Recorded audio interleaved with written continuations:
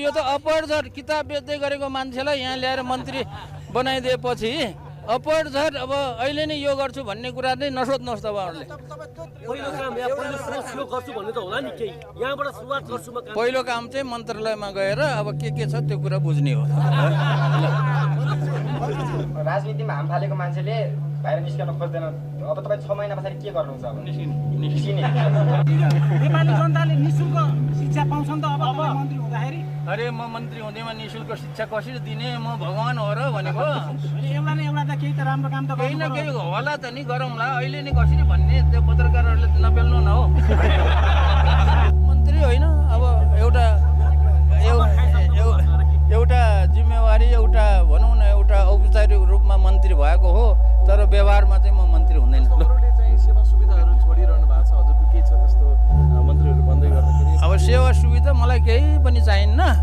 म चाहिँ अब मन्त्रालयमै बस्ने हो, त्यहीँ ओछ्यान लाउने हो, त्यहीँ सुत्ने हो। होइन कि साथीहरूले चाहिँ राजनीतिमा हाम फाल्नु पर्यो भनेर त्यत्तिकै क्याउ गरेको हुनाले मैले तिनीहरूको मुख टाल्नलाई प्रधानमन्त्री दिए जान्छु नत्र जान्न भने हो, ठट्टा गरेर भने हो क्या। आधा जीवन उच्च विचार जेसुकै हो, के भन्न चाहनुहुन्छ भने जेसुकै गरेर भन्न चाहन्छु भन्नुभएको? जेसुकै गरेर आफ्नो बुद्धि लगाएर गर भनेको त्यो। जेसुकै गरे पनि भनेको कुरो चाहिँ हो त्यति बेला, होइन जेसुकै गरेर सुतेर बस भनेको त छैन नि मैले। पहिलो पनि आविष्कारक हुनुहुन्छ, यो क्षेत्रमा तपाईँले के गर्दै हुनुहुन्छ त?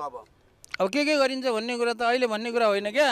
म जस्तो म शिवजी अथवा म भगवान भइदिएको भएदेखि मैले चाहिँ होइन त्रिनेत्र लगाएर म यसो गर्छु भने। पार्क बनाउने भन्नुभयो त्रिभुवन विश्वविद्यालयमा, त्यसमा हर्क सम्पाङहरूले हामी श्रम दान गरेर पार्क बनाइदिन्छु भन्नुभएको छ क्या, होइन?